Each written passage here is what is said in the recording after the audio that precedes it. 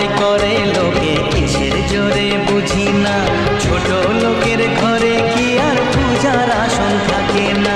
জাত ভেদাভেদ ভোল বন্ধু বুকে তোর, বন্ধু মানে আপন জন, বন্ধুই আসল।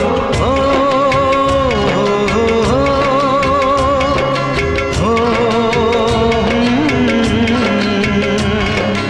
এই মাটিতেই জন্ম